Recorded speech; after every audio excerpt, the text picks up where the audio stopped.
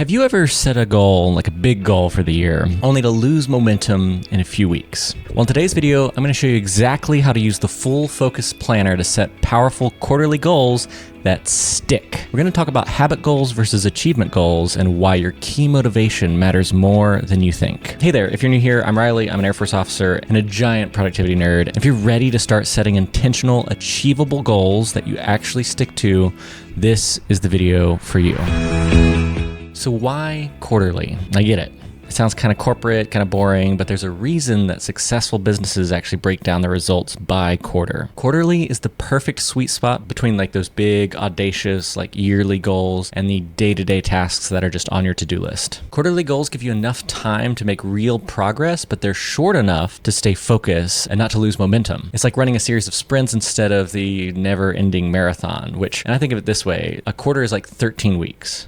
And sticking to a goal for 13 weeks is way less intimidating than trying to set a big entire year goal. Now let's talk about the two types of goals that you can set using the Full Focus Planner. So we have habit goals and achievement goals, and they're both useful, but they serve different purposes. Because habit goals are about consistency. You might want to exercise 5 days a week or spend 15 minutes reading every morning. It's about building the systems and routines that move you towards the bigger objectives. But on the flip side, achievement goals are the outcomes that you want to hit. Think about finishing a book manuscript or launching a website or losing 10 pounds. They're the clear, measurable results. And here's the trick. Habit goals usually support achievement goals, and the habits that you build daily are usually the steps that help you reach the bigger milestones. But the key here for both of these is you have to focus on what you can control. When I think in the Full Focus Planner about how they outline setting a habit goal versus achievement goal, of course I think of the James Clear book, Atomic Habits. Really, the thesis of the book is through the example of the athlete. All athletes that are going to a competition like the Olympics, all of them have the same goal. The goal is to win.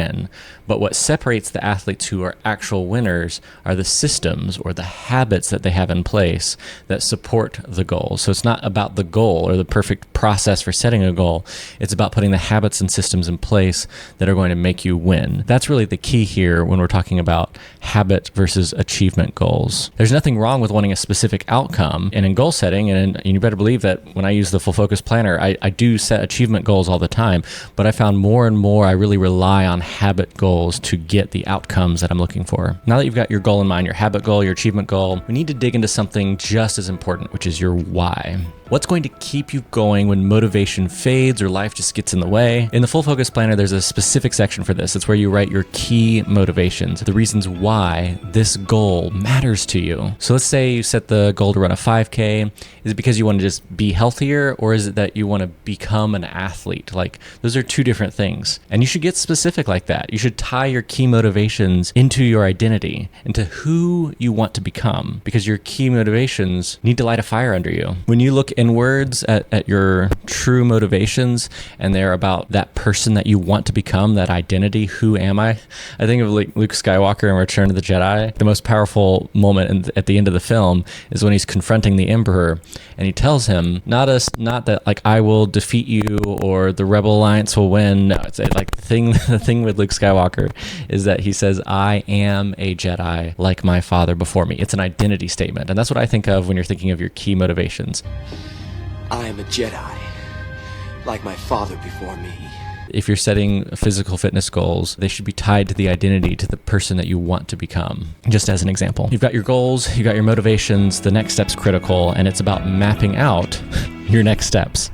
And this is where a lot of people really get stuck. Big goals or even quarterly goals can feel a little bit overwhelming until you break them down. And so the Full Focus Planner uses this specific section for this, and it's called Next Steps. And you're literally just going to take the first 2 or 3 small actions that you can take right away, and you're going to outline them right there in your goal in the Full Focus Planner. I'll use myself as an example, but one of my big goals over the coming months is to write the first draft of my very first book. Pretty big elephant to take a bite out of. So in my case, the next steps, it's really simply coming up with the overall thesis and just building that first 1-page outline of the key chapters that I want to write about. And that's it. That is an example of, I could probably break that down into several next steps right there. So this is my 4th quarter Full Focus Planner. It's the Wellness Edition. In it, I'm breaking down my creative my big creative goals, but into something that's manageable that I can do in this new context and new environment that I'm in. That's the key here. We've got to keep these steps as simple and as actionable as possible. It's about progress, not perfection. I know it's a cliche, but it's true. The next steps literally become tasks that you can schedule and put in your to-do list and then start getting after it. Before we get to the final part, here's the thing. All the productivity hacks in the world will not help you unless you first define and defend your core values. And so I just put together a free guide to help you do exactly that. And it's simple, actionable, and designed to get you crystal clear on what actually matters to you so that you're staying true to your values when you're setting your quarterly goals. So you can grab my free guide. It's the first link in the description below. All right, finally, let's talk about something that most people forget. And it's kind of the fun part. It's the celebration. When you set a goal, you're working really hard to achieve something big and to make an impact, and you should reward yourself hitting these big milestones. So planning a reward for yourself, there's no shame in it. It's something to look forward to. It reinforces the positive momentum. Maybe it's a weekend getaway, a fancy dinner, taking a day off to relax, buying the Lego Rivendell set.